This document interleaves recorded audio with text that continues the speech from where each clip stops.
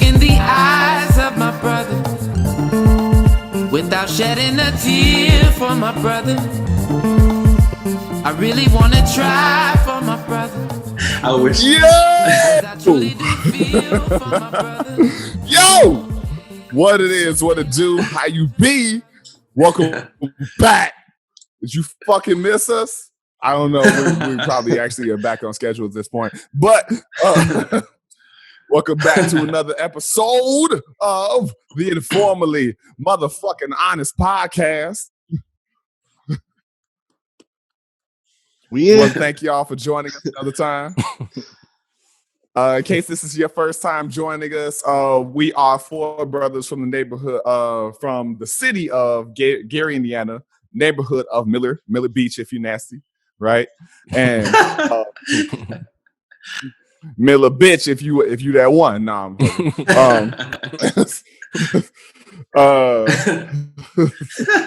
so yeah, I know a couple of those. We have. We've grown up with each other. We've seen each other mature and evolve as men and as people, as artists. And so we try to hold true to our friendship and to this kinship by having candid conversation rooted in being forthright, vulnerable, and most of all, honest.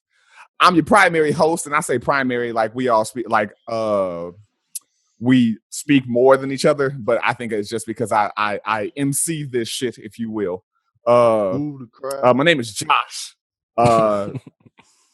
If you need a nickname for me, you can call me that ish. No, I'm joking with you. And I am joined by my esteemed co-host. We got Marco. What's good? We got Brother Johnson. I'm not going to do you last today. Got Adam. She said, "What's up? What's up?" And last but not least, we got AA Ron. Yo, Aaron. It feels so good to be back. There's Aaron with his obligatory Eminem reference. And my shit keeps cutting out, so we're gonna roll with it and hope for the best. So if you hear me taking pauses, it's because my sound is taking pregnancy pauses. And so first of all, gotta do a check-in. We didn't record last week, so I gotta know how the fuck you guys are feeling. All right, I'm feeling lovely. Okay. Got Bill Withers to my right. Okay. rest in peace. To the God. No, I'm joking. Yeah, man.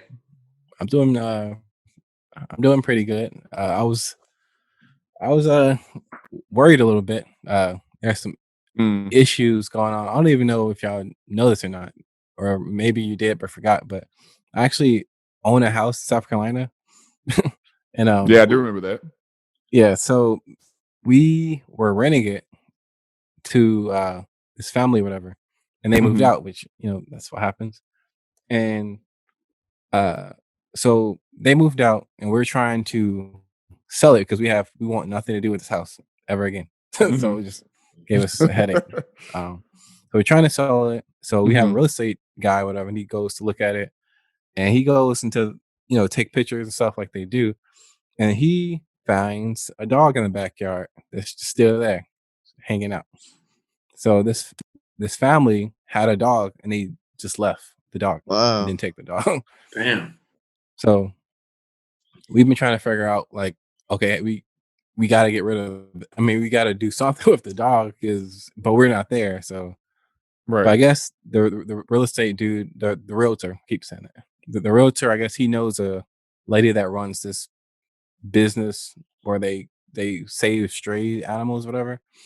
So I guess he's gonna call her and do me a huge favor, because we've been calling like animal control and all these different people, and they all keep saying, yeah, we don't go get animals. I'm like, I thought that was your whole thing, was to go get animals. Yeah, controlling animals. And everybody keeps saying, Yeah, they keep saying, yeah, we'll take them if someone brings them to us, but we don't go and get them. Like, okay. Man. But anyway, so that's been an issue. Then there's some other issues with the house that essentially I have to, I mean, I could try to pay somebody to do it, but I ain't got the money like that. So essentially I have to go down there and do some stuff with this house. So I was like, man, how the heck am I gonna do that? Then my parents came through and they're gonna help me out and stuff.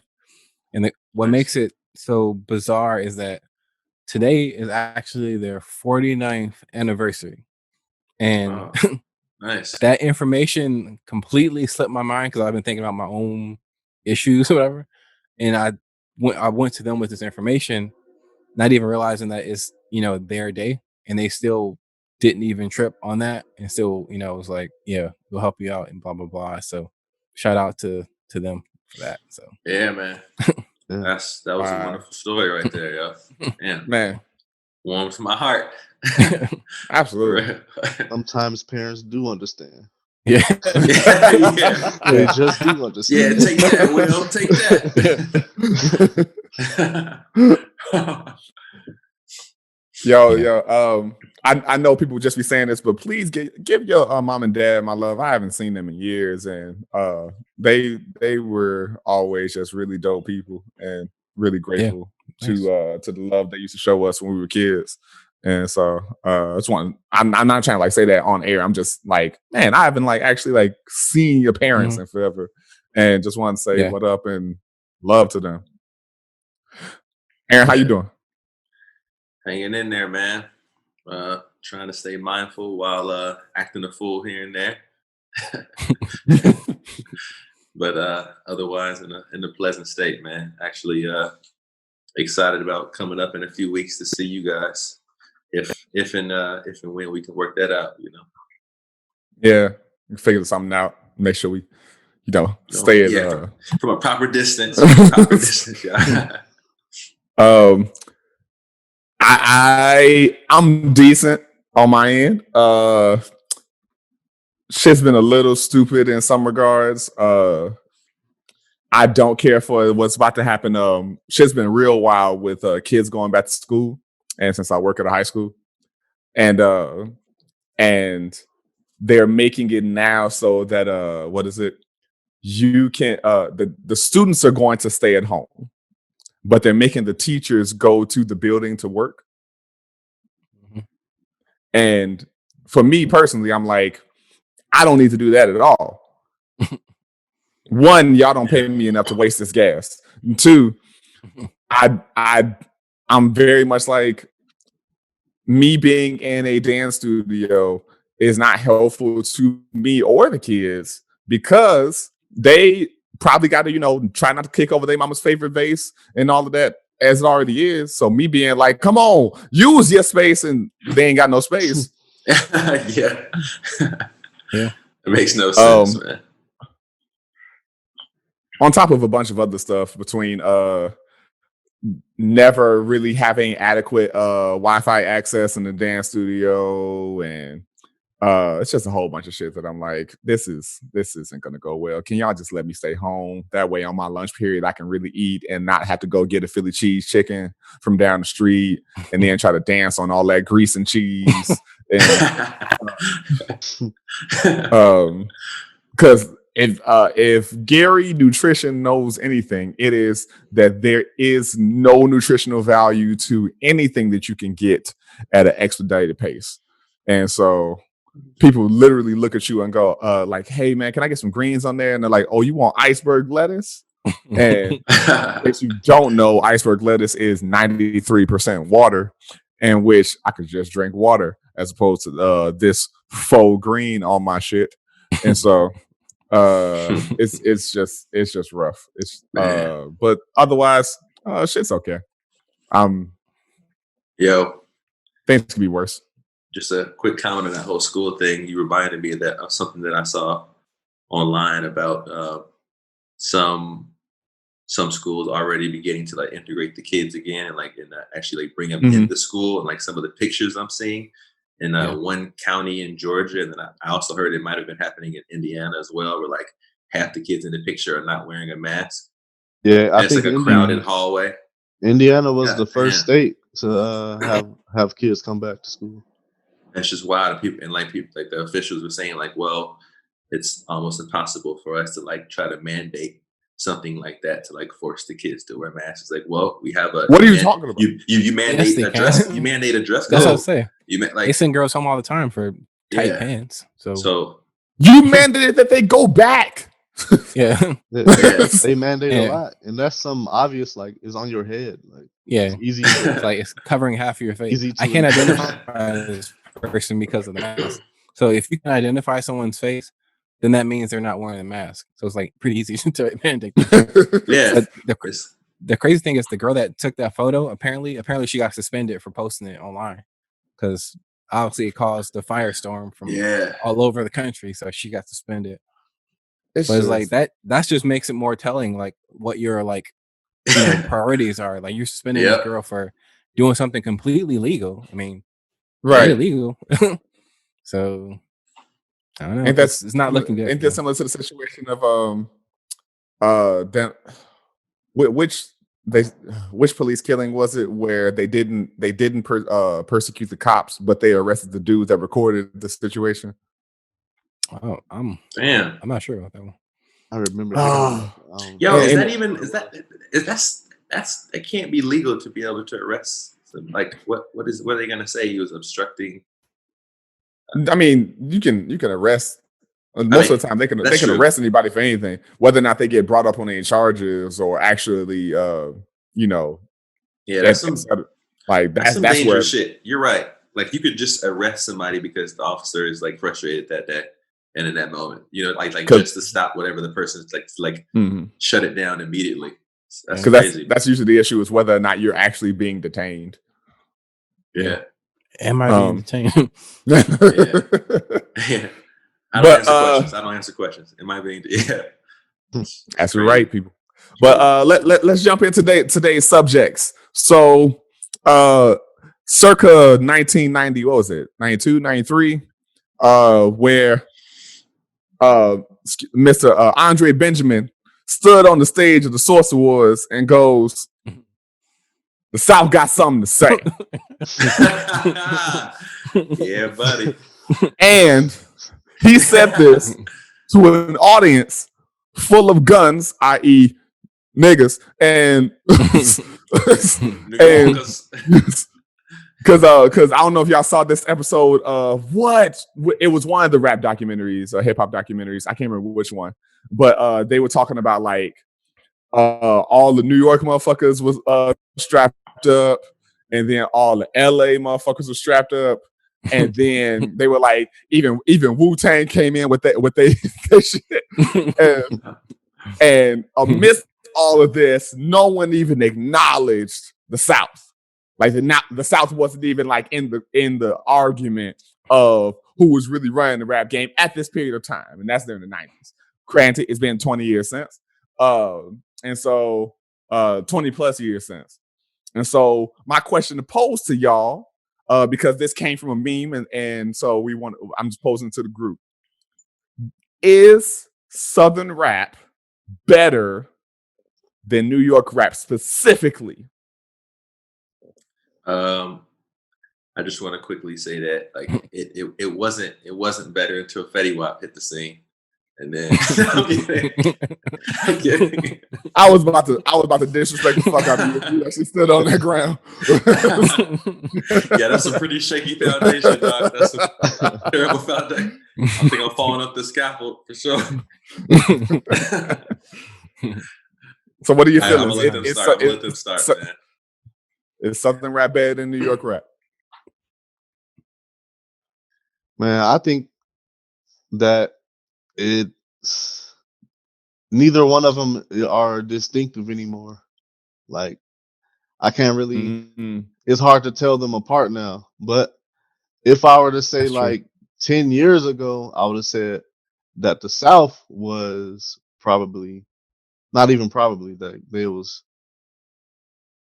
they had a better sound, like they were dominating music.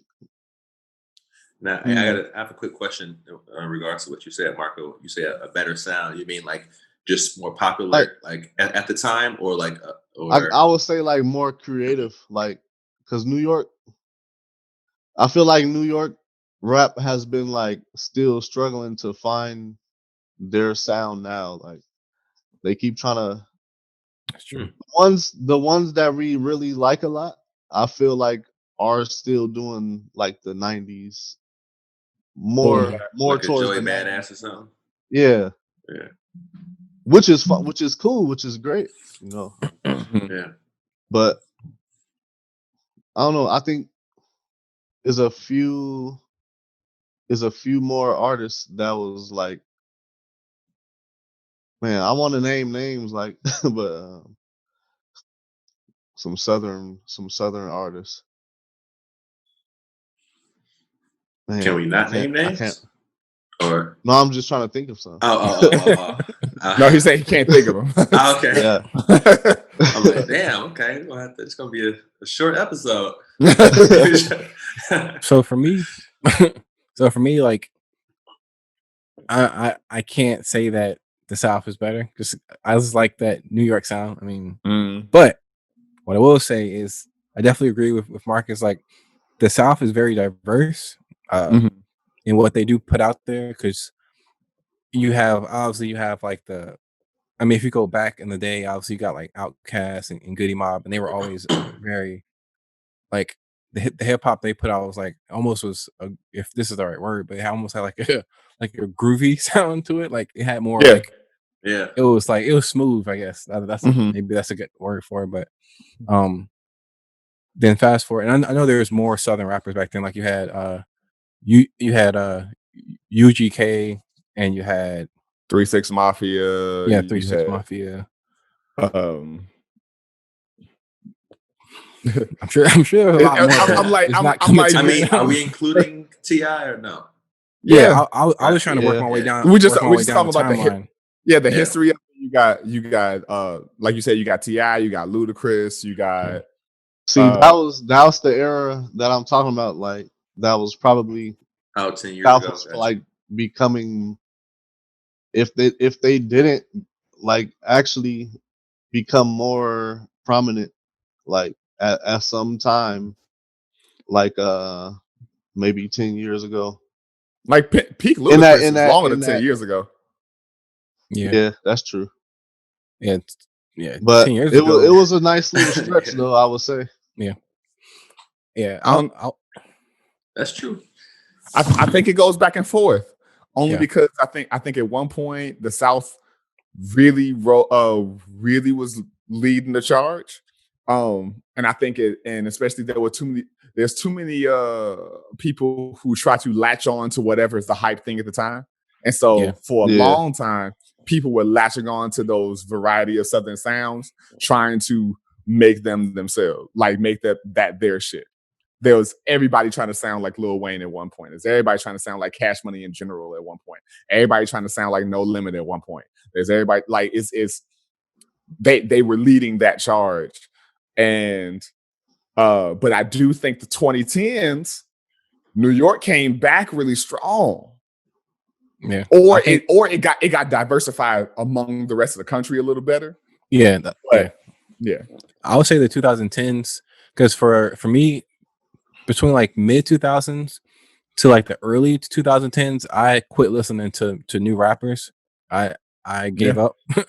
That's why I didn't even listen to Joey Badass until like maybe 4 or 5 years after he was out, because he came out in that early 2010s, era, like Mac Miller and those guys. Like, well, Mac Miller I actually did listen to when he was kind of becoming big or whatever.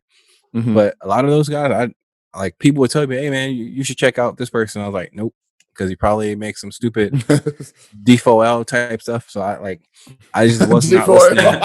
Like I was not listening to rap in that era. I had to go back and listen to those guys. But I will say it did diversify, and I feel like lyricism started coming back in the 2010s, because obviously that's when Kendrick Lamar and a lot of like West Coast people started popping up. And then that's when J. Cole started, those guys, J. Cole and who else was in that era? Joey Badass, but even though Joey Badass isn't like commercially like up there, but a lot of those New York like what's his name? I'm not saying he's from New York. I don't even know where this dude's from, but like people like Tyler, the Creator, or the Sweatshirt Kid, Earl Sweatshirt. yeah, Earl Sweatshirt, and that kind the of Sweatshirt Kid. that group of people, whatever. That pullover dude. That I think that started bringing like lyrics back to rap. And Right. that's when I jumped back on board, and then I was like, okay. But I like I said, I think that the South is most definitely more diverse. But because even today, though, you still have Southern wise, you still have people like J. Cole, Rhapsody, Big Crit, JID. who else? Yeah, for the record, JID. JID, yeah. For the record, Tyler's from California, actually. Yeah, I could see that. I was Yeah, about could to say totally see like it's hard not to mention like the West Coast in it all, because like I feel like they I kinda agree. came back more than anybody in this whole conversation. Mhm. Probably. Yeah. They got tons of artists that's like on That's top right now. strong. Yeah. Anderson I just think .Paak, it's Kendrick Lamar, all them West Coast people. Man. D Smoke. Absol, Yeah. which I think is severely overrated. You think All- Absol is overrated?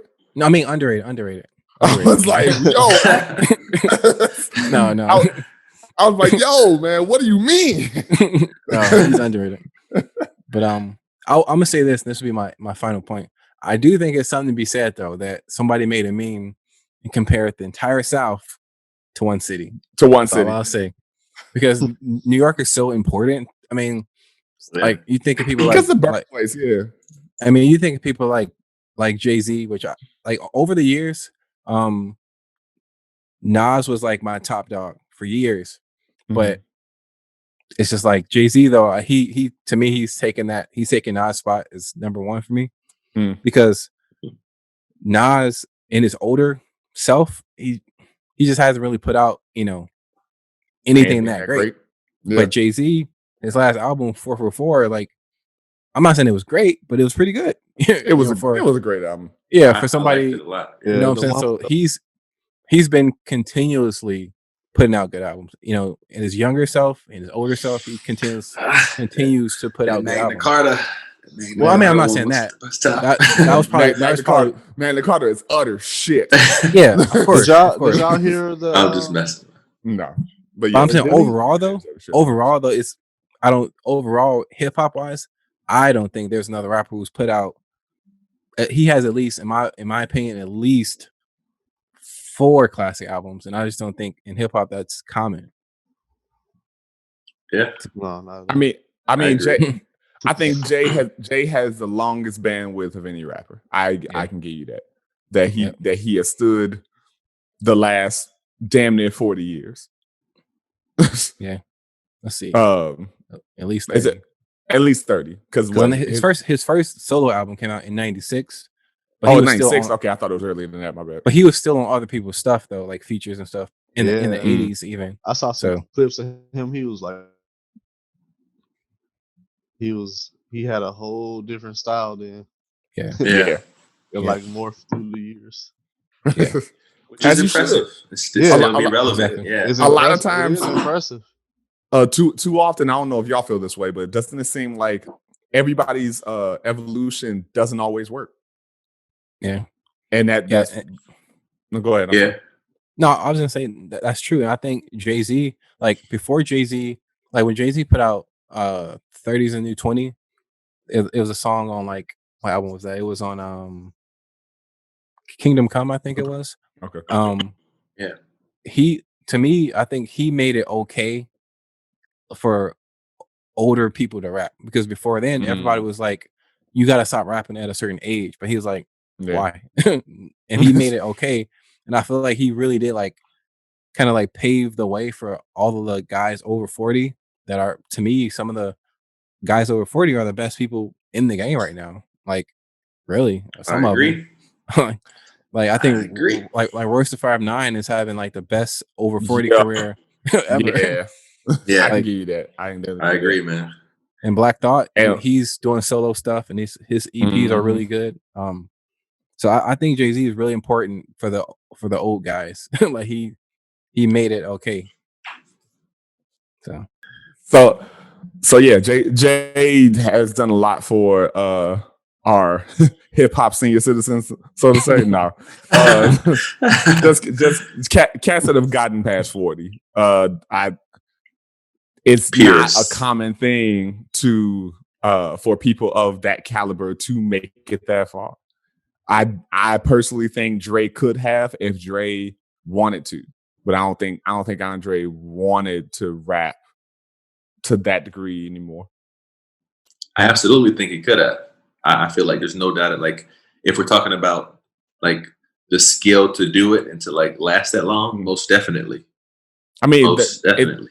there's always factors. Like skill is one thing, and then you have just you got like the fortitude to go through all the rigmarole that takes to make a project, put out a project, promote, publicize, all of that, Yeah. tour it. There's just so many factors in there. You got to have the content, like Yeah. subject matter. Like Inspiration. granted, like Jay-Z, subject matter, a lot of it was kind of the same thing. Mhm. He But just made it sound it was- so cool. Yeah, yeah. It was like, Like, but I would say, you know, now he is turned into more of a concept type of artist. I feel like this last album was more therapeutic, maybe for him. Yeah, That's why I got Yeah, so sure. personal. You mean And therapeutic or cathartic? I honestly, I thought they were very similar. I thought both of those words were I thought was something's Or both. cathartic It for could you. be both. It's like therapy. It's like a release. So that, but you know, if anybody has a correction, then go ahead and go ahead and add that in the No, it comments. wasn't a correction. It was a question. Like, do you think No. I mean, it was like either or or both. Yeah. I meant the viewers, since we got so many of them. But, but I figure somebody's gonna be in the comments. But, yeah, I just feel like if something's cathartic for you, then it's easier to get. It's hard for it not to be personal. Mhm. Which I was actually going to ask that. I was actually going to ask a question because I was talking to somebody. I had a hip hop conversation with a coworker of mine the other day, and we were talking about like music aging, and some people saying that music ages, certain people's music ages horribly, and otherwise. And I'm like, well, if somebody's doing this more for therapeutic reasons, and it's personal for them, well, how can it? It's to me, it's more where they are at that time. So it might not be, you might not get the same feel 20 years later. Because they're doing it, it feels less objective. It's more subjective. Like they're doing it for very personal therapeutic reasons. Like without that outlet, maybe they'd be somewhere else struggling. So I think that plays a big factor in how music ages. Yeah. So I want to pose this to y'all, just to oppose. I want to pose this to oppose, the former argument. Okay. Since we did South versus New York, West Coast versus Midwest, who you got? You already know how I feel. You already know how I feel. You already know. I'm taking. gotta go with the Midwest. Look, I'm taking M. I'm taking M. Royce, Ye, Common, Lupe, of course, who's been in my top 5 for a long time, by the way. Yeah, Midwest also has Twista, Tech No. Nine, Jay Dilla, Yeah. Freddie, Well, Big Sean. Are we thinking about people? I guess dead or alive. I guess, huh? Both. Yeah. Okay. Freddie Freddie Gibbs. You saying Freddie Gibbs? Yeah. I need to give him more of a that last album I did like. I need to give him more plays though, personally. With him and Madlib. Yeah, he's super talented. Him and Alchemist. That was Alchemist or not? I thought it was Madlib. That was Madlib. Yeah, I think. I mean, he might have one with Alchemist too. Oh yeah, I know he has had one. Alchemist produced one of the latest ones. Yeah, Alfredo. Yeah. Alfredo was good too. Well, that's the only one I've heard. But So who you got? Who you got? Marco, who you got? Midwest, West Coast? Yeah, Midwest. You going Midwest too? Let's go Midwest. Yo, representing strong, son. They can't take the cold out there in LA, man. They can't take the cold in the West Coast, bro. Motherfuckers will be lost in November. Yo, they be walking around in the Midwest looking like Cam with those fucking fur boots on. You know what I'm saying? Ooly gooly. Looking like Cam. Son. Adam, I ain't gonna cut you off, man. Nah, I was trying to give it an honest analysis of it. I think you have to say Midwest because California. I was just trying to think. Okay, who's their top people? Obviously, people would say Tupac. You know, I'm trying to think who else. Like, obviously, the people that I like. You know, I would say as of recently, I would say D Smoke is probably D Smoke, Kendrick Lamar, Absol. Already mentioned him, but after him though, you know, I'm not gonna say Tupac because I don't. The only Tupac songs I know are his hits. I don't listen to. I never really listened to his albums like that because I just really wasn't interested. To be honest, that's real. Is Cypress Hill West Coast or Midwest? Yeah, Cypress Hill West Coast. No, Midwest. I'm Cypress Hill. Wait, Cypress Hill. No, Cypress Hill is West Coast. They're West Coast. They're cool. They're definitely cool. Yeah, and even them, I know like they're singles, but I never listened to a Cypress Hill album. Same with definitely. Same with the Far Side. I think I know they're California. I know they're singles, but I never really got into albums for West Coast artists except the people I named. And Dr. Dre don't count because he don't write his stuff. But as a producer, he still counts for the West Coast. Great producer, yeah. Snoop, I've never gotten into Snoop. Really. Me either, really. Even though that Doggy Style album it's critically acclaimed to be like one of the best hip hop albums ever by more people than I knew. You got so many albums, man. Like personally, like as a rapper, skill wise, I for the longest time just never saw it. Personally, yeah, I'm trying to think of other rappers that aren't from California but are still West Coast. And I don't. Is Tech Nine? Is Tech Nine West Coast or I never? He's Midwest. Midwest. Okay. Oh, yeah, we good. Tech Nine is Midwest. He's from Kansas City. Oh, we so good. We're so good. We are so good. So, yeah, Tech Nine is Kansas City. Yeah. So I think I don't really know who's representing West Coast that's not from California. I don't really think rappers are coming out of Oregon. So yeah, straight on a bike, son. Super eco-friendly. I don't know of any coming out of Seattle. Some vegan rappers. Like I mean, that's actually a thing. 2 Chainz is a vegan, but it just sounds funny. I'm about to look. I'm about to look up. making baked goods in their spare time. I want to see if any rappers. Yeah, I can keep going with this. Selling baked goods instead of merch, just selling vegan. Yes. I'm trying to find like a list of rappers from the West Coast, but that aren't from California. Yo, I love the game. I love the game, man. We gotta mention Game also is West Coast. You're right. Yeah. I love that fool. Damn, he makes being gangster sound so good. I actually don't know which way I would lean because I'm a big fan of Absol. I'm a big fan of D Smoke. I'm a big fan of Kendrick. I'm a big fan of TDE in general, to be completely honest. I don't know. I can't really think of any artists on TDE that I don't really care for. I know I haven't really listened to Isaiah Rashad like that. But I do acknowledge that he's talented. Tell me if I'm breaking up too, just because my internet really sucks right now. So far, you're good. Nah, you good. I like Isaiah Rashad though. He is mad talented. I just never listened to a whole project in that same way of like y'all was saying, I've never sat down and listened to a whole Pac project. Yo, really quick, is Brockhampton? Is he similar? Like, where's you heard of Brockhampton? I've heard of him. I don't know anything by him. I think I've gotten him and like Isaiah Rashad mixed up. I thought Brockhampton was a band. No, it's like maybe it is, but I thought it was. I thought that was somebody from Europe. I don't know. Let's get to the bottom of this. Yeah, I only know Brockhampton, the band from Texas.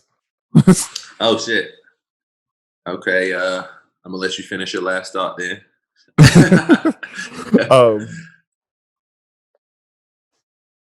But I'm for a lot of Midwestern rappers, man. I love Lupe. I enjoy Kanye, old Kanye. I current or really recent times Kanye. When I say recent times, I'm one of those people who I hated Life of Pablo personally. So all of them Kanye's I'm good on. But original old school Kanye, George Brooks hates black people, Kanye, love that Kanye. What is it? Lupe, Common. I've never listened.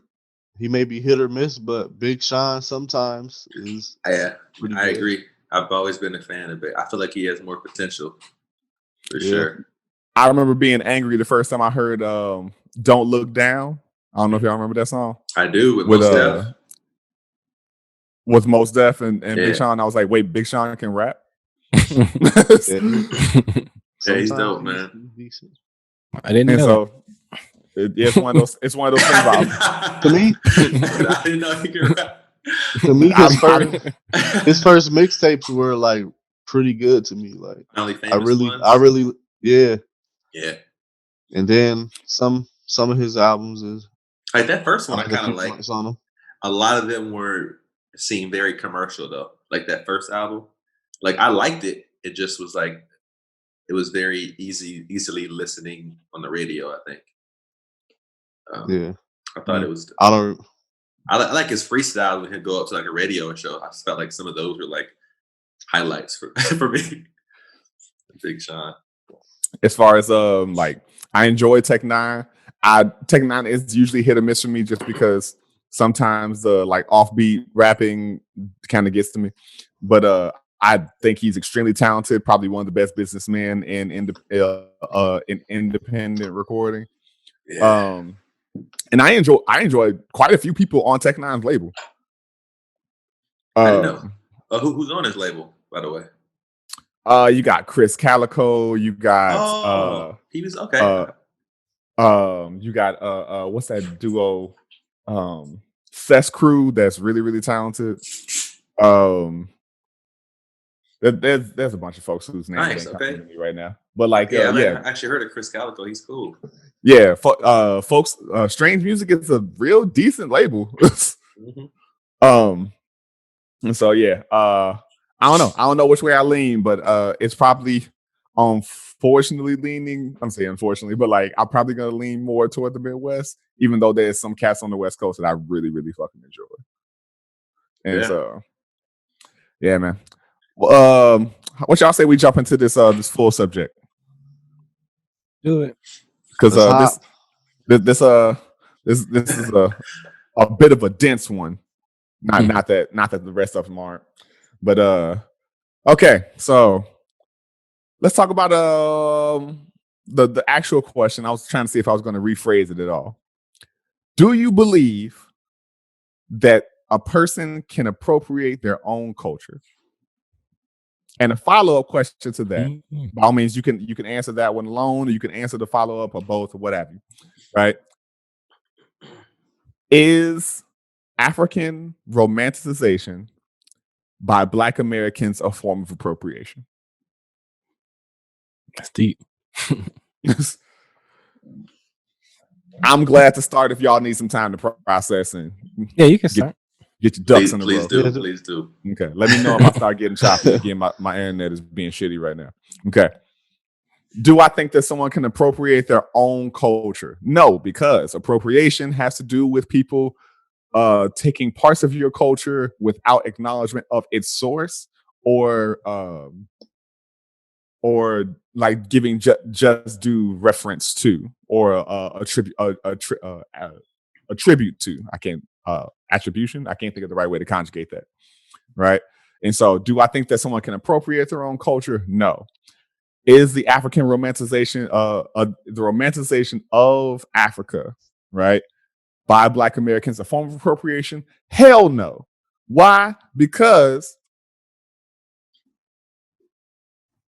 descendants of enslaved people had everything stripped away from them. And so we cling, I say we because I've been a part of it. We cling to whatever form of identity we can get our hands on because we want to know desperately what the fuck it is. People who, know their Irish heritage and know their Jewish heritage and know all of this other kind of stuff, they get that luxury because they did not go through those traumas. And so I know that, and I've been in some conversations. I've met some people that feel like Black Americans do too much romanticizing of African culture, and especially to go African culture as a whole, right? As opposed to being able to even know the different parts of it, has to do a lot with Christian colonialism. And so you have a lot of propaganda and brainwashing and social conditioning that has to do with damaging how Black Americans get to view their Africanness, how Africans view Black Americans. And nobody really give no way to actually trace what your lineage is to even touch on that. And so by all means, if you can get your hands on it and it feels good to you, do that shit, because there's no way for anyone to prove that you're not a part of that culture. And by all means, there's plenty of folks around the world that say nigga as if Black folks, if that ain't a part of Black American culture, right? And so it's a thing of we hold on to that, but not trying to stop any other people across the diaspora from doing those things. And I can completely get how anyone that will have some resentments toward it's not me. I love most things African. I say most because there are still some issues like all people have and all cultures have. But I can completely get the resentments that some Black Americans would have toward the idea of Africanness, not just because of self-hate, not just because of Christian colonial brainwashing, but because y'all left us. Ain't nobody come to get our ass. If 5 million French people got kidnapped right now, France is gonna declare war, hellfire and brimstone, whoever the fuck did it. Yeah, those motherfuckers are way too prideful. Yeah, like they are not letting that shit slip. And for so, sure. I mean, yeah, I just diss all French people. You know what I mean? It's one of those things where it's a fucked up notion to even kind of consider. You don't know what the resources were, you don't know what life was at the time, but you're like, it's been a long fucking time, and the closest thing we really got is Ghana reaching out via the internet for the most part, saying that, hey, if you're an American citizen and you want dual citizenship, just show the fuck up. Yeah, pull up. and that's a really minor thing, but it could mean a major thing if people actually took advantage of it. By all means, I damn sure want to. Yeah, and Ghana ain't even really one of my favorite countries, but I ain't been yet, so I can't really say that. But I think it's awesome because it starts the conversation, though. It could be the beginning, Yeah, I think it's awesome. That's just my big thing. Is I think that one of the greatest forms of division in the world is amongst the diaspora. That if there was actual unification or just getting rid of bullshit between the diaspora, between Black Americans, Blacks on the continent, Blacks in the Caribbean and South America, there's Black folk in every country. There's Black folk in every part of the world. And if there was actual like unification between them, be the largest superpower in the fucking world.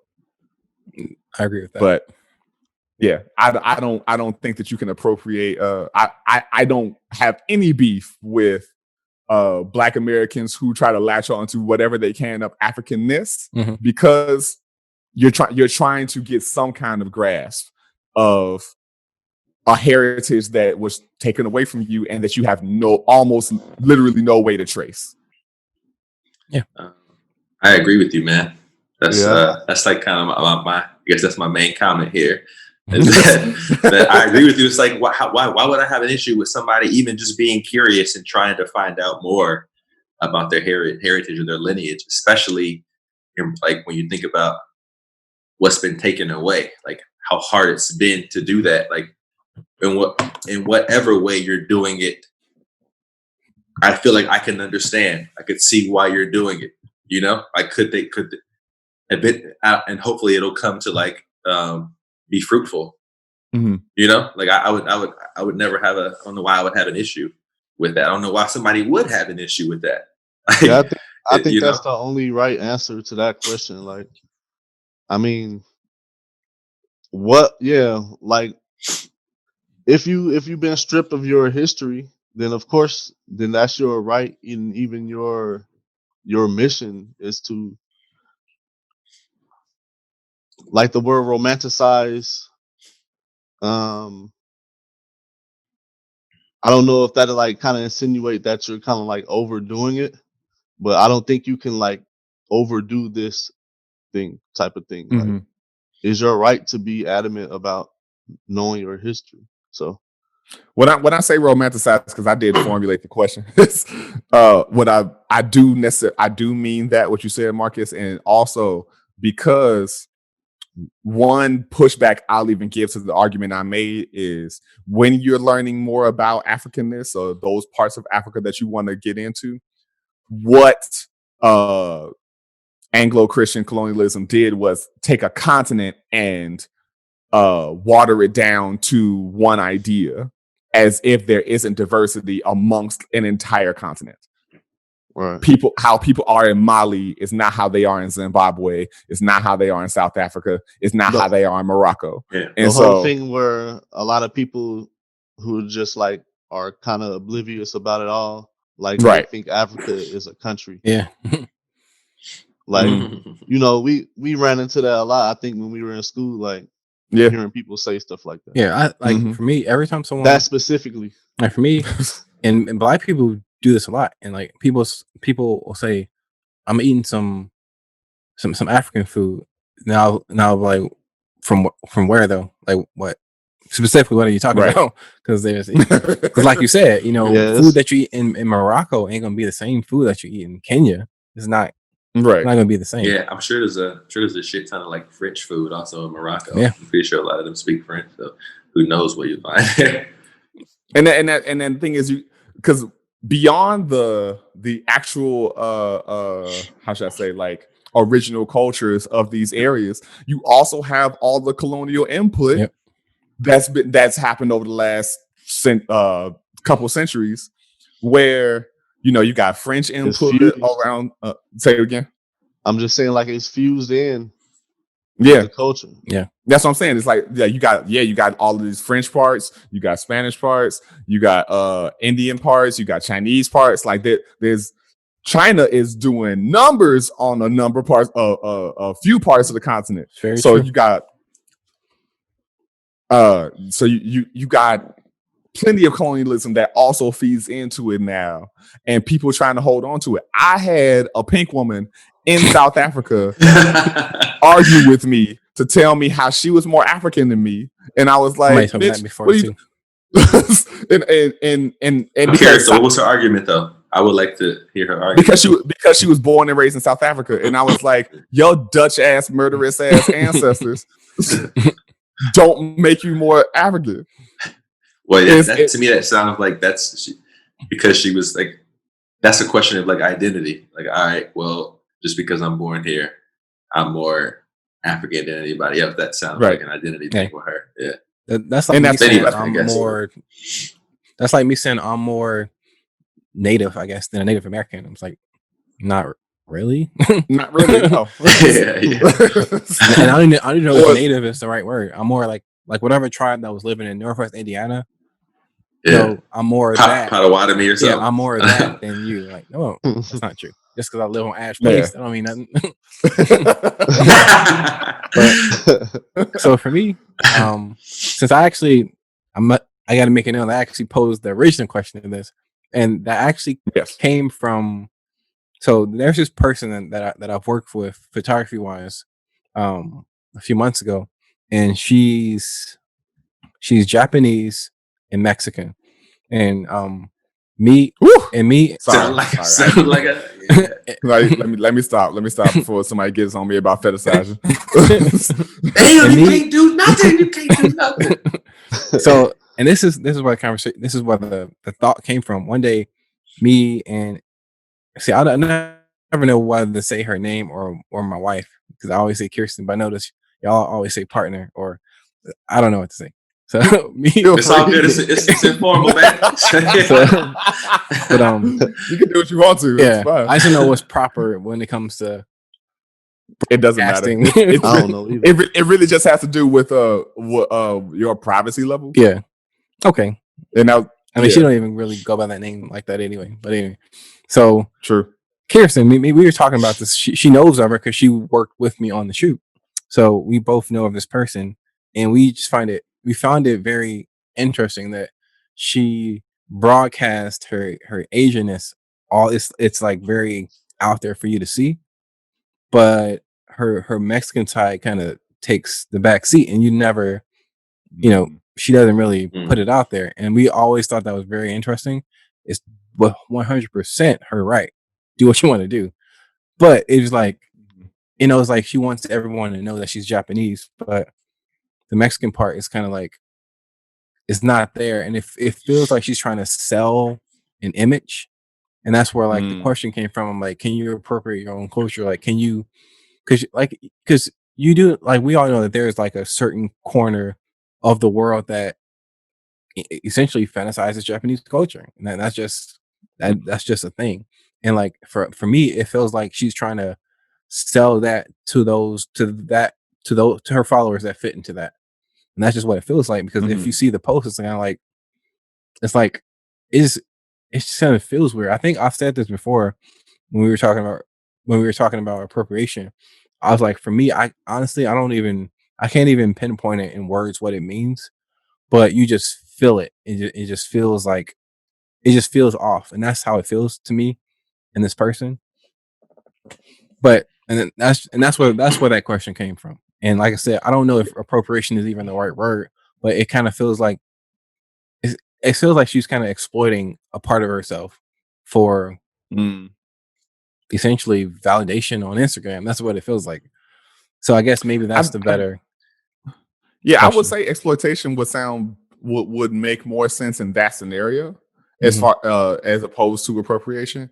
But because she is taking it, it sounds like, I don't know, she's taking advantage of how the culture is looked at in this way toward this part of herself that probably has a higher marketability. Can I ask a follow-up question? Is it geared toward Japanese culture or anime culture, or both? It's not anime. She doesn't really, but definitely Japanese though. Okay. I only say that because I know like how big anime culture is, and like all the people being called weebs, otakus, waifus, and all that kind of stuff. She even calls herself that. I forgot which one of those terms you use, but one of those terms you use, she uses that like, yeah, like isn't it like half Japanese, right? No. Waifu is usually like a girl character that incites like lustful feelings toward people from people. Okay, I think. Well, yeah, she refers to herself as that, and like, yeah. So that kind of adds to it, I guess. I didn't even know that's what it meant, but so I could be saying the wrong thing. I don't know what I'm talking about, but to my knowledge, anytime I see female anime characters that get referred to as waifus, it's usually because they're probably some little girl that's being romanticized and fetishized. That they're like, oh yeah, Oni-chan is my waifu, and it's like it's a way to kind of say it without being creepy, because you're like, that cartoon character is 14 years old, and so they do have a lot of words that we don't even have, like a lot of different languages have specific words we don't have definitions have for. Specific words that mean something that we just don't have in our vocabulary. I think that's kind of crazy. But yeah, but I do. Yeah. Oh, I'm sorry. Go ahead. My bad. No, But I do want to talk about like the African portion because that's kind of where the conversation went. So I do want to talk about that. How's that? Jump in there. I do agree that I don't think. No, I'm gonna say this. I don't think there's anything wrong with you, like you said, like trying to find something to latch onto. Because, like I said, we don't necessarily have that privilege to know exactly. Well, some people know, exactly where they come from, and that's great. But the people that haven't done the 23andMe, which I still believe that we should get that for free, personally. But but here's the thing, though. 23andMe still can't necessarily trace you. It can tell you what area of Africa they think you might be in, and that shit is the worst of their statistics. Like, for if you just tell me like I'm 23% sub-Saharan African, that's still a large. The fucking problem region. is they need Yeah, more. They need a lot of people to do it, to do the test in order for it to be accurate. So, yeah. And I still don't trust that shit, that they not selling that shit to pharmaceutical companies or whatever. Or what was it that one episode of Black Mirror where they were using it to either trace down and kill everybody or make clones or something like that. I don't know. I just don't trust the government with my DNA like that, even though I'm sure they got it. I'm not going to give it to them willingly. Yeah, you busted up nuts, bro. They got you. They got you. They got that DNA. Like, do I think they don't have it? No. That'd be crazy. What if that was? That sounds like a good movie, though. Like, what if the government put out women like cyborgs or something, where their whole purpose was to collect the DNA of men, so you would have sex with them, and they would store the DNA and take them back and then they created this like something. Damn, I don't know. damn, super race. That'd be crazy. Damn. Yeah, call the movie Sperm Bank. Yeah, I was like, I gotta jot that one down in my notes. Yo, all the guys that walk around with lock boxes. Mark the date. So when this movie comes out, you can gotta get the rock up.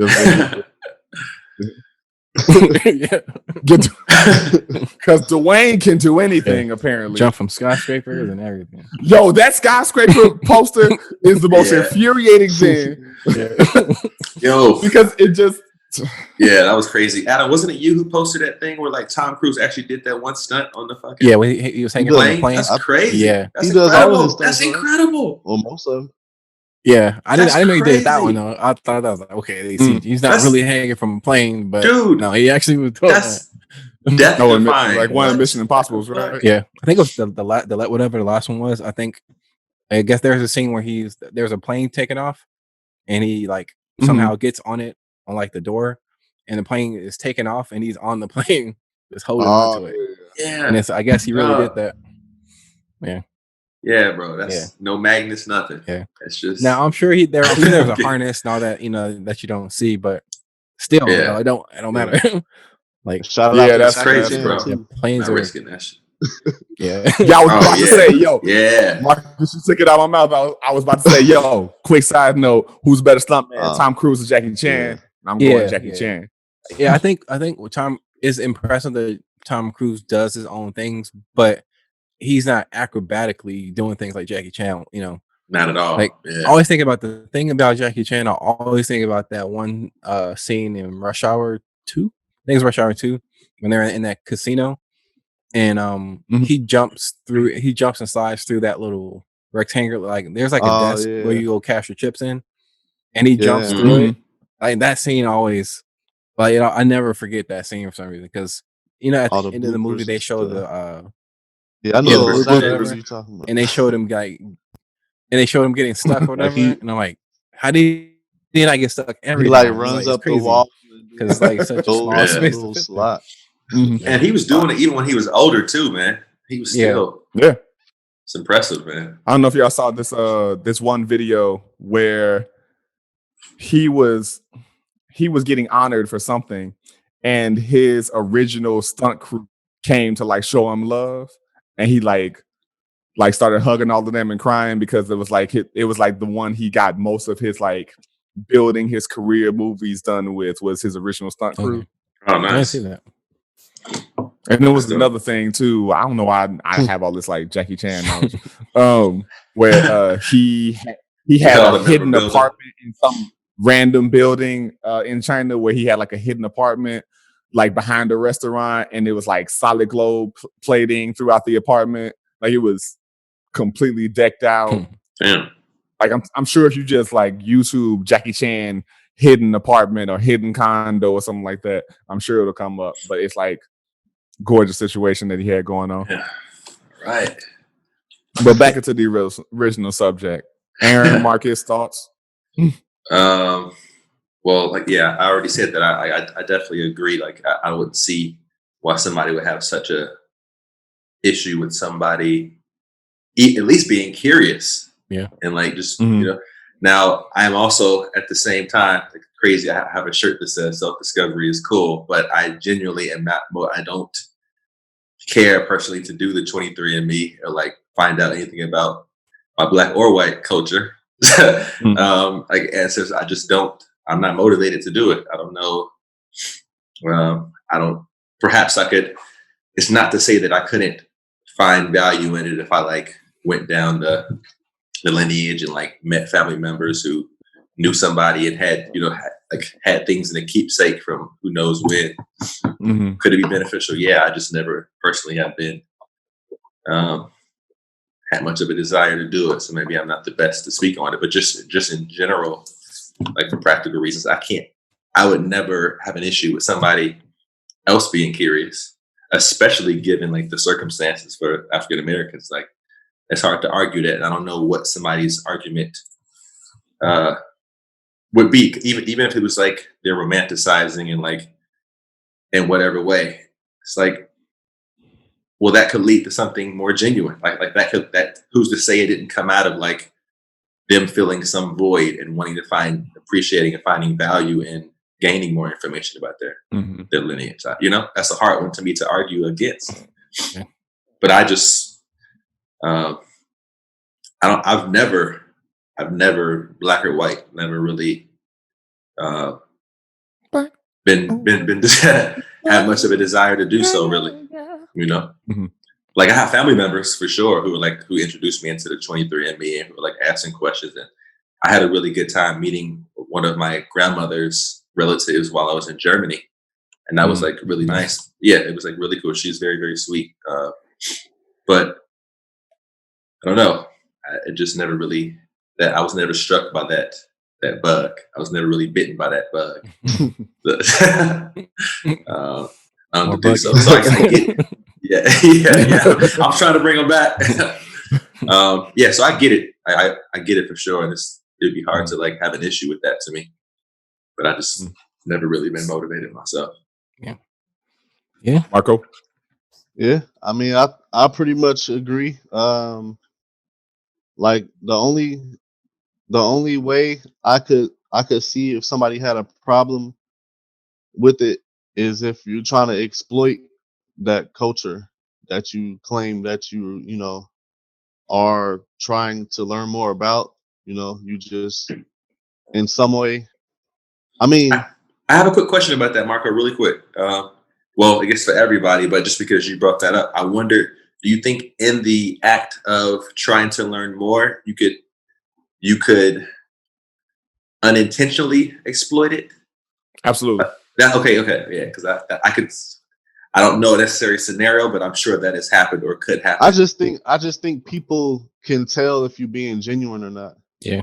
And it's like, Most. why, just go somewhere and learn it first, and then get the knowledge, and then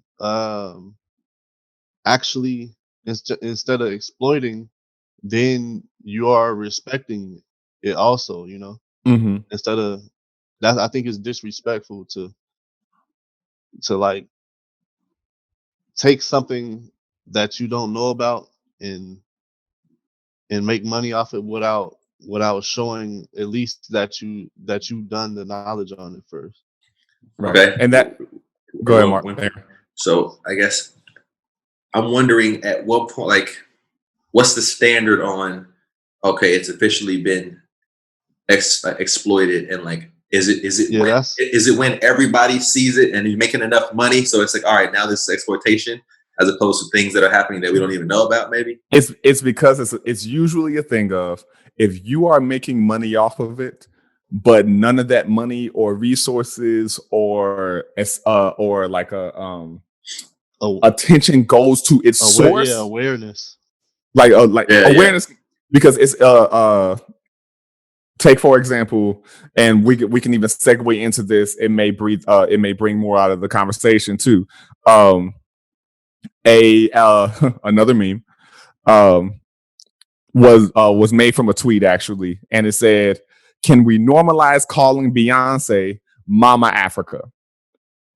Because of the current film that she has out with Disney Plus, Black is King, that has a lot of African imagery from across the how should I say, from across a couple either spiritual practices, across a couple regions. And what I don't know is, one, I have not watched it. Two, I did not look at the credits, so I do not know that. I do not know who her production team was, as far as choreographers, as far as set designers, as far as costume designers. I don't know. All I know is Beyonce herself is not born on the continent. She is not from the continent. She did not grow up in the continent in any kind of way. And so calling her Mother Africa is very disrespectful. Yeah, like even if she had all those credentials, I don't know if I would still call her Mama Yeah, that's Africa. true. Like I'm only calling the land of Africa Mama Africa. That's I'm fair. only calling the land. I agree. That's fair. No, because people put Beyonce on this pedestal, yada yada yada. By all means, do what you do. If we Love people, yada yada yada. But I think it's a big thing where the face of something gets to take control of it, but the sources of it don't get acknowledged. The influences don't get acknowledged, and even more than acknowledged, might not get their the resources and the finances, etc., that come from showing off that bit of the culture. Yeah, I think that I think one of the biggest questions for me would be, if that was a thing, how much she's buying into it. I think that's a big question. If she wasn't if she would actually buy into it.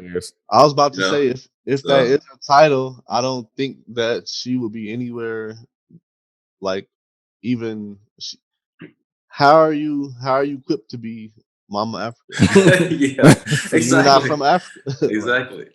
Like, I'm just saying, in regards to exploitation, it's a lot of it to me would be like how much she actually buys into it would tell whether she exploits it or not. Like, or it would give me an insight on maybe someone's intentions if they're like buying into all this shit. And it's like, hey, I could actually utilize this for whatever, you know?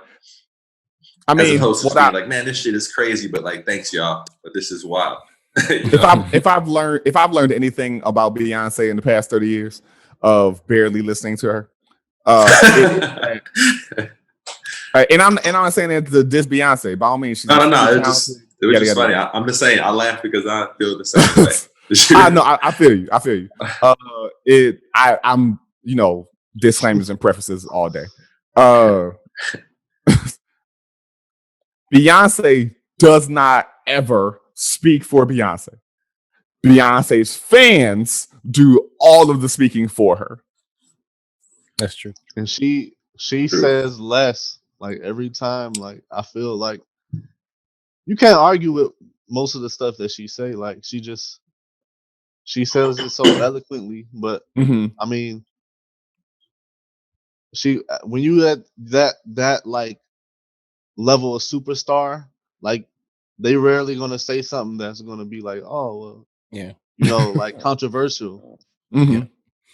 And especially at this stage in her career, like people already honor her like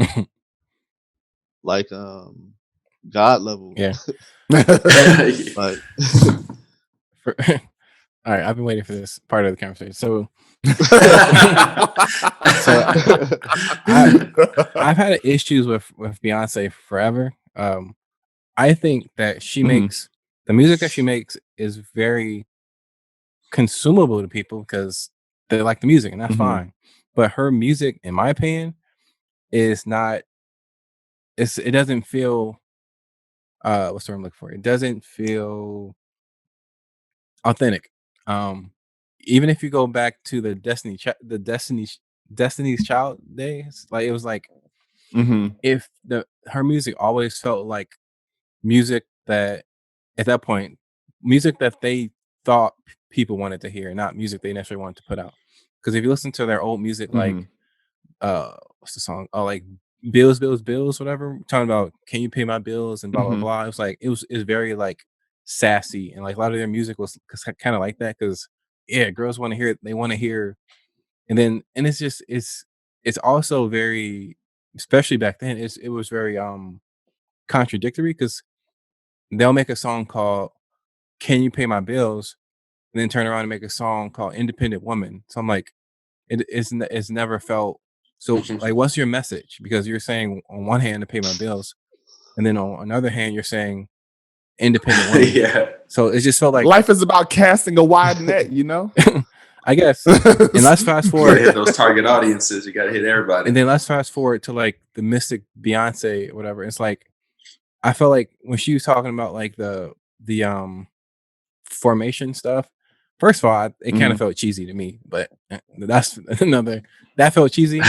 But also this came at a time, and maybe this was this was just her expressing herself. I don't know, but this is also at a time when like police violence has always been a thing, but this came at a time when like it was really like front and center country, and she was like, I'm gonna do this pro black stuff because it sells. That's what it felt like. I don't know if that was that I'm not sure if that's where her heart was. Like, I'm gonna put this out there because it sells, or I'm gonna put this out there because this is how I feel. I couldn't tell, but it seems like whenever there's an opportunity for Beyonce to profit, she makes something that like she makes something that coincides with the times, and it doesn't feel to me that doesn't scream authenticity.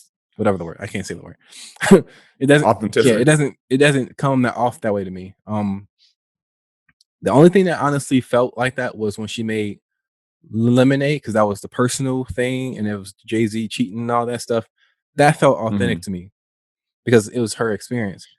And even if you think back to like again, go back to her older songs when she was talking about like, everything in the box to the left, I can find another you and all that stuff. I'm like, but you're with Jay-Z. So what experience is this off of? It just felt like she's always made music that people wanted to hear, not music that she actually not she wasn't speaking from experiences or so I don't it didn't feel like she was speaking. Maybe she was, but it never felt like she was speaking from Beyonce. And I felt like, and then fast forward to the Lion King thing, it's like, who are you to like take Lion King like this classic thing and then just make your own thing? Like what? I got to concur with you on that. When they let out the casting, I went, so are we just gonna act like Beyonce is not the worst black part of this casting list? Yeah, Because last time I checked, Beyonce can't act worth shit. Yeah, and everyone agrees that Beyonce can't act worth shit. correct. So that was the first offense, Yeah. and then you had the unmitigated gall to make your own album, Yeah, to sell in addition to the score. yeah, and like I said, she used Lion King. Like she always uses something to further. She's an opportunist. Like she used Lion King and the fact that I mean, that's business. it is. Yeah. It is. But I don't. Commercialism. With that being said, that's why I can't appreciate. I don't appreciate her art because it feels like business. It doesn't feel like art to me. It feels very fake. And so, and that's that. I'm gonna pose this thing, and this is not me being like a hardcore like woman's speaking from a perspective that isn't from. This is a perspective that is not mine, but I've heard it often. Is it possible that you feel these ways because it wasn't made for you? Probably. I That's a good would question be to honest and ask. say, yeah, I think that's definitely the case. And so with that, is it because this is when semantics come into play? Is it a thing of it doesn't feel authentic to you? Is it a thing to mischaracterize it as inauthentic when it wasn't made for you in the first place? I would say yes, but that also the fact that it wasn't made for me, I feel like, and maybe I'm saying that because it's me, but I feel like that also makes me more neutral to speak about it. Because because it's not made for me, That's I a can good sit point. back and see the foolery that it is. Like y'all don't see how fake this is. Like y'all don't see this. Like, but Those and are I'm only those are speaking this two very openly. good points. I'm only speaking this openly about Beyonce because I know we don't have like 100,000 listeners, so I can be. So I can Yeah, we be. get shut someday down they go quick. Otherwise, like you sent me that blackmail the other day. Someday somebody go cut this out. Boo this man. yeah, you see you see us hang that foreclosure sign pretty quick after. And I mean, because this is all spoken objectively. It's not. I mean, this is all spoken subjectively. I'd never know the correct which one to say of those, but I think it could easily be a thing of yes, it isn't made for us and all of that. Because you're saying that formation felt inauthentic because it was an opportunistic thing. She was about to play the Super Bowl. There's police violence stuff happening. This is probably the beginning of the whole Kaepernick situation. Yeah. This is an opportunity for her to jump on this.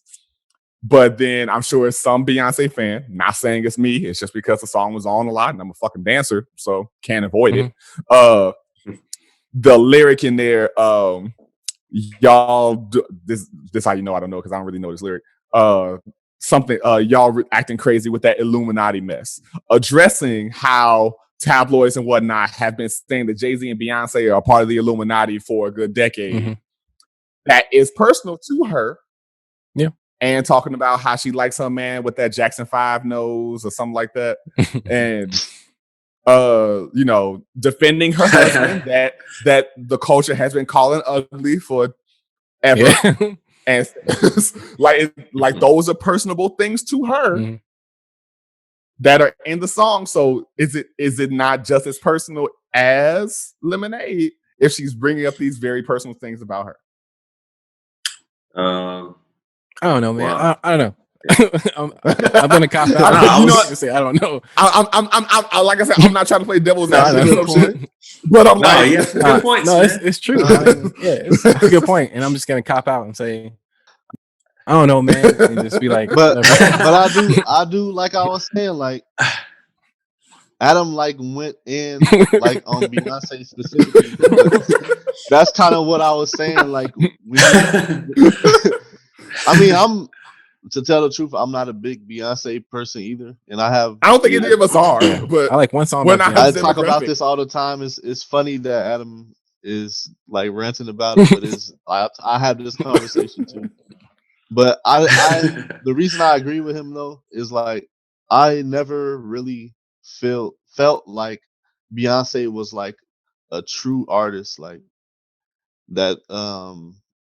First of all, she don't write all her music, which is understandable. I was about to say that she's a performer. You get to that level, fantastic, right. She's not an artist. I'm sorry, performer, right? So I think she will go down as one of the better performers. Yes, and but I never looked at her as like a true artist. And so I'm gonna fight back a little on that, not to defend Beyonce, but to defend semantics. Because to say they're a great performer and not a great artist, as if performance is not art within itself. If she's a great performance artist. Exactly. There you go. Right. There you go. In the category of let's say this. She musician, opposed to that's better. A stage performer. Yep. Yeah. Right. I agree. I think that's I think you're right. But for example, I think Beyonce.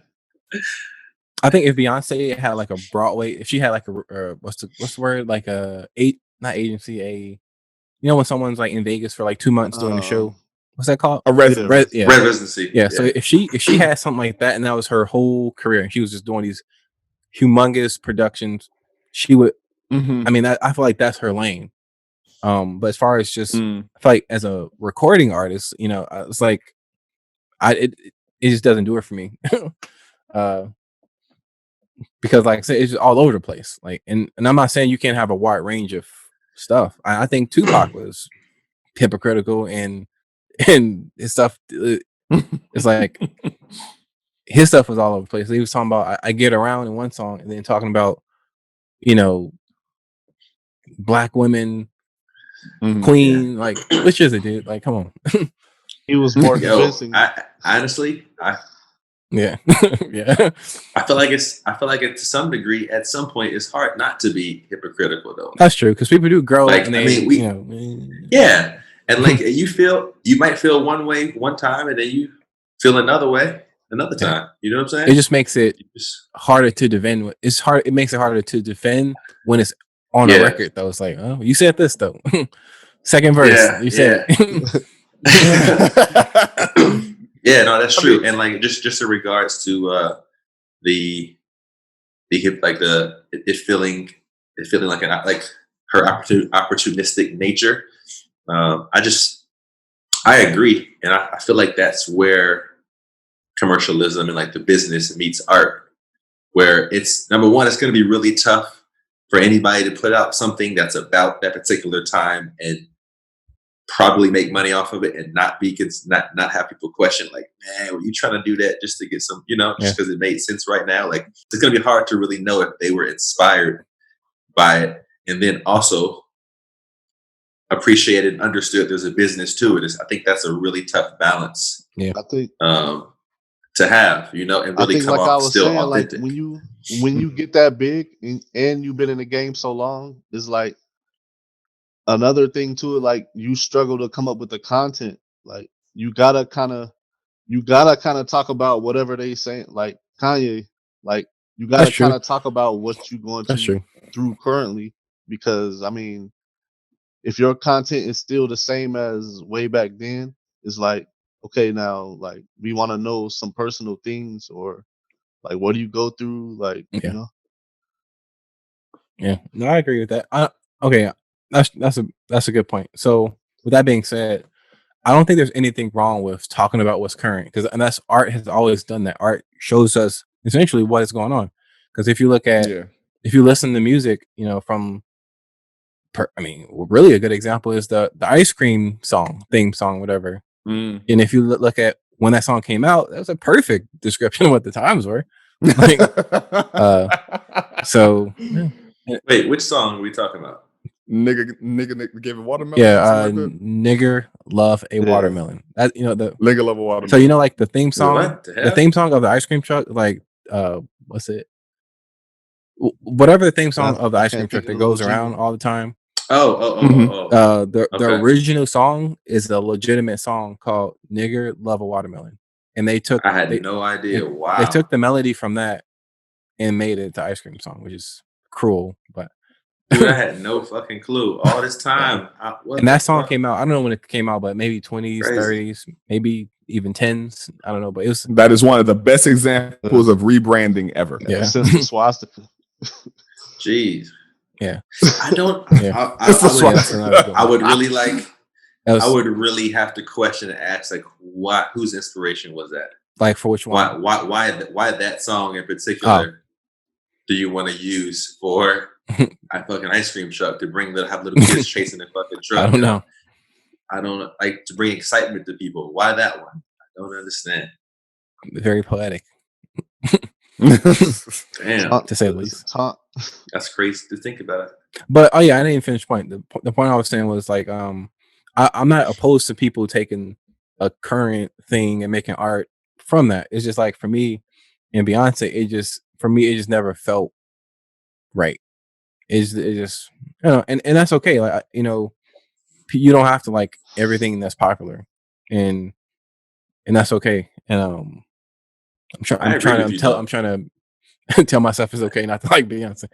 But like I'm just saying, like I don't want to make it sound like I'm on here just hating Beyonce just to hate her. It's like I'm just saying that I'm not a fan. No, it's your experience. And however, I do think she's without a doubt one of the best entertainers that since I don't know somebody that was Michael really Jackson. good in the 90s. Yeah, she's up there. She's gonna go down as top 10 for sure. So Oh yeah, top 5 probably. yeah.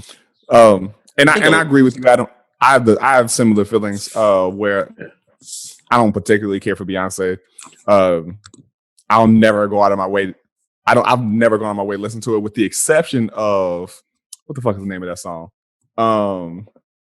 It's a song where like she's like crying to her man about cheating on her, and that song is fantastic because it sounds like the end of a musical, pretty much what she wanted to be at the end of Dreamgirls, but wasn't. But beyond that, it's not what made for me. And by all means, be over there. I do hate that argument about Michael versus Beyonce. That's stupid to me. But I think it's like the Drake conversation. Like, do people, the one where he doesn't write his music, so like people think he's like the greatest ever, but he's kind of just like a good performer. He's kind of like the male Beyonce to me. Yeah, and I don't know that Drake is a good stage performer, but I will say whoever Drake has on his team, whatever, I think they're good at making hits.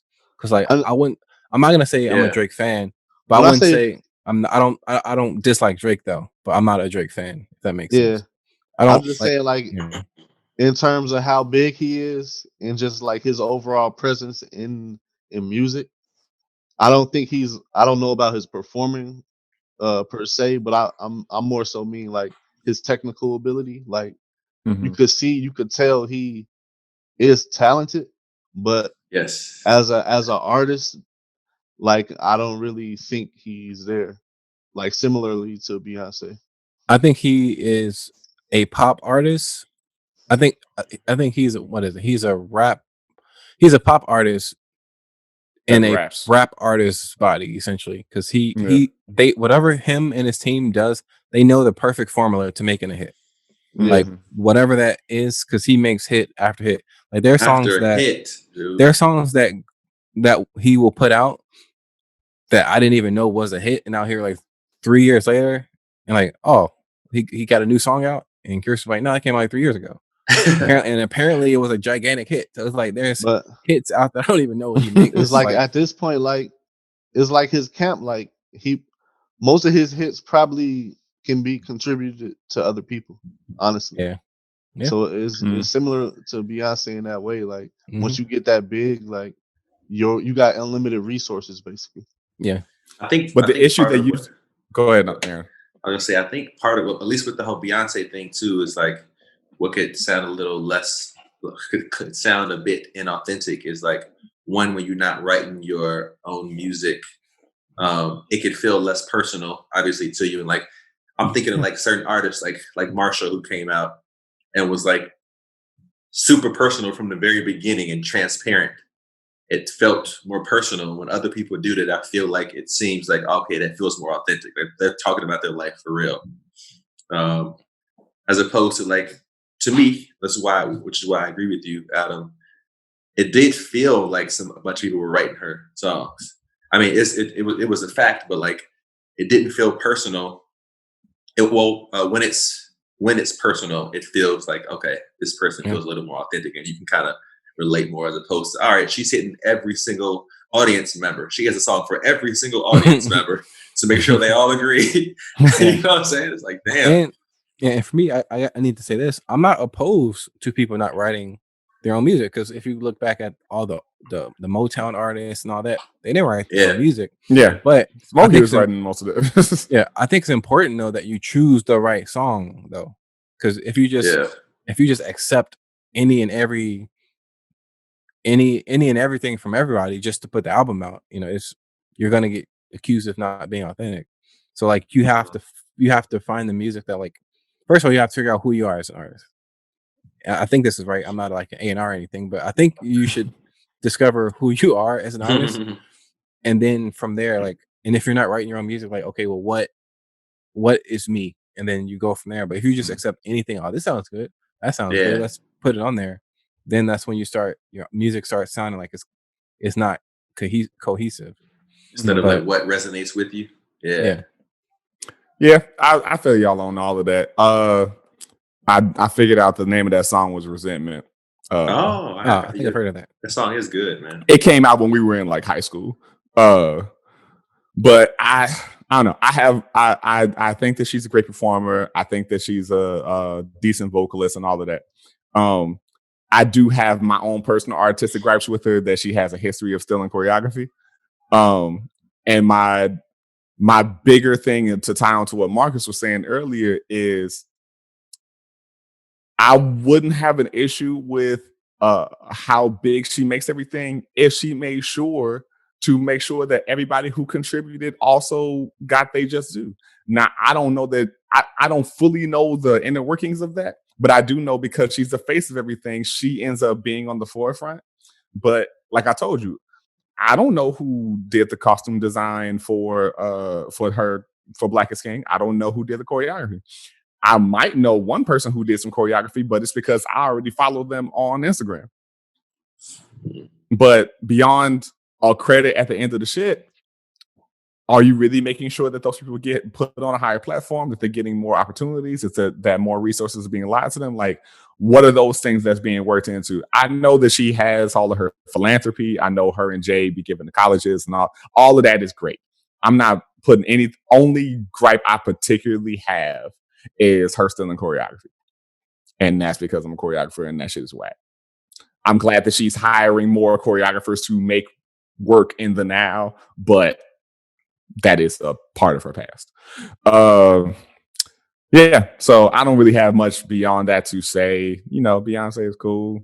Resentment is a bop, as the kids like to say.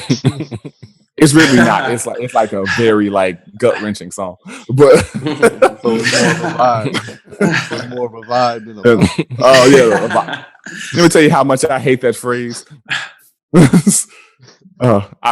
think the "it's a vibe" has become like my most hated phrase of today's culture, only because so much music that the kids love is so fucking monotonous. And I'm like, everything can't be a vibe. You need variance, people. Highs, lows. Which type of vibe? I think I'm going with "It's Lit" for 5,000. My the one I'm over with. Yeah, I think that one kind of faded a little bit though. I haven't really heard that in 20. You know what I used to hate? I used to hate swag. Swag was the literal worst. Yeah. Swag lasted too long. They were saying swagger. Swagger. So did y'all like that "Swagger Like Us" song with who was in that? Lil Wayne, T.I., Jay-Z, everybody. I like Jay-Z's verse, but I kind of like. That's not it though. Yeah. So as a sign off, say what if you could pick one slang term to bring back, what would it be? Ooh. Tight. That's tight. Tight. That's the first thing that came to mind. So. Dang, man. That's the one I was probably gonna go for. Yeah. Fresh? Do we say fresh? I think so. Fresh, actually. Yeah. I know one slang term that was funny that I never understood it, but flicking. Oh yeah. Oh yeah, that's the one that needs to come. Flicking. Oh, damn! Starter jackets. Flicking did not have long enough of a period. Yeah. What you got? Flicking. Man, I was about to say tight. Shit. That was probably the one that I used the most, to be honest. Yeah. I'm gonna have to just piggyback off of Adam and pause, and then it was just a good time to say it. I'm sorry, man. It was a funny time to say it. Never a good time to say it. Dude, I used to say that shit is tight all the time. That was like my face. Yeah. Every time I play Killer Instinct Gold on the 64, this game is so tight. Oh shit, I lost They it. need to bring back Solid. Yo, I still say solid. I say it occasionally. Like Yeah, as an like affirmation, very- like, oh yeah, we're gonna meet up very- at 6. Solid. Yeah.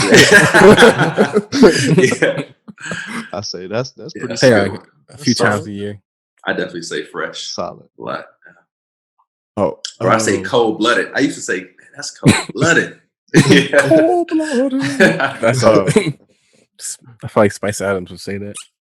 Speaking of all this slang stuff, have you ever heard the song Ebonics by Big L? Which album was No. that on? Do you know? Well, it wasn't really on an album. It was Okay. kind of like, well, he only had one official album, but The Lifestyles like- of the Poor and Dangerous. yeah, it wasn't on that. It was on the next thing, which I forgot what it was called.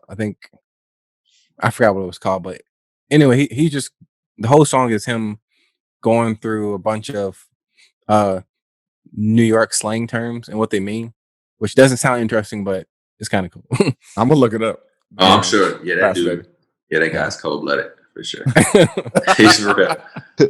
I really, man, I listened to that album back in like 2011, 2012, The Lifestyles of the Poor and Dangerous, I think. And that shit, yeah. that's when I was like, I still all listen right, to it. he needs to be in every single conversation in regards to like Yeah, the greatest of all time. He's not in like enough of the Biggie and Pac and all of that shit. Yeah.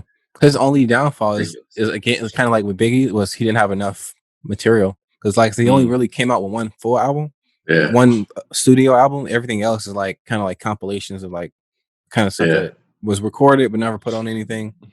Mhm. But That dude, he's one of those smooth. artists where his music definitely would not have aged appropriately as far as political correctness. Yeah. There's some stuff in there like that's rough. Yeah, he definitely would have had to get some PR.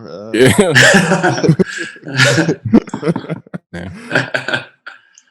Oh, there's another one for the books, y'all. It's another one for the books. We want to thank y'all for tuning in. Thank you to our thousands upon thousands of listeners. Yeah, we got a gang All of emails to read. I know. Man, someday we're gonna get through all these emails, y'all. Like trying to balance it with work. Yeah.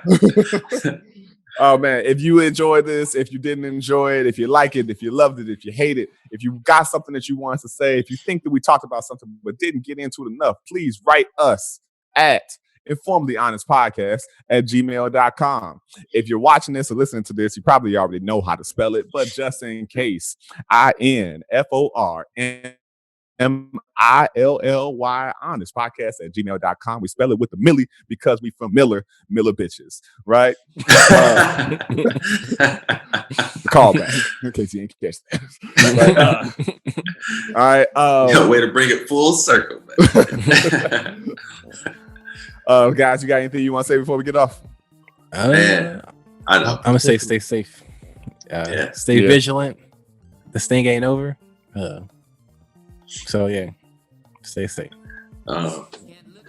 Mine would be we ain't going nowhere, so you should get to know us. We ain't going nowhere. So, Hey man, love you. For real, man. No, I'm kidding. I want to apologize for my absence last presentation. Man, we miss you, dog. Love y'all, man. yeah, I hope they can see how much we like doing this, man. How like fun this shit is, yo. I feel grateful that we not only that we found something, but that we found something that like we all actually enjoy. Like it's not hard to do. Mm-hmm. I hope it resonates with folks, man. For real. For sure. It is resonating with people. You know, Yeah. the granted, like we said, the numbers are high, but They be higher. They could be higher. They could always be higher. It is resonating with people that we either already have relationships with that are glad to see these sides of us, or people that didn't really know us and are glad to tune in. I'm just glad that I saw Shout out to Shalita Miller, who is a former Emersonian, as we are. She wrote into some group on Facebook that was like, "Hey, these cats from Gary are talking about non-monogamy and polygamy," in which we weren't, but we weren't talking about polygamy, but we were talking about the subject matter of non-monogamy, and it started like a group chat over in some Facebook group that I couldn't even tune into the whole conversation because I'm not a part of the group. But I was like, yo, that's the whole thing. We're trying to get people to talk to each other and get people to open themselves up to these conversations. And so join the conversation. Join the conversation. Hashtag all the conversations. Not that one in particular. Yes, I'm not. No, we're like, bigger than that. But yes, I want to give a shout out to Blurred Dot Radio, who had me on the podcast this past Sunday. And so I was happy to shout out this podcast on there. And so if y'all if you hear because you listen to us, listen to me on Blurred Dot, welcome. Glad to have you. And I want to give a big condolences to Beirut and because that shit is fucking crazy. Yeah. And condolences to those families. Really hope that those people are the people who lost loved ones in it. Deepest condolences to you, and hope that those of you who survived the explosion are in better health in the immediate future. And yeah, that shit is wild. As Adam said, stay vigilant. Just because your timeline went back to normal and the NBA is now in the Disney bubble does not mean that anything is fucking changed. Breonna Taylor's killers are still loose, and the criminal justice system still hates people of color and Black and Indigenous people as well. And so we want to thank y'all again for listening. We appreciate you. We love you. We are 4 brothers, different mothers, and pappies, last time I checked, that pride ourselves on having candid and open and challenging and hilarious conversations rooted in being forthright, vulnerable, and most of motherfucking honest. Peace. And that's facts for that ass. What does that mean? It's love.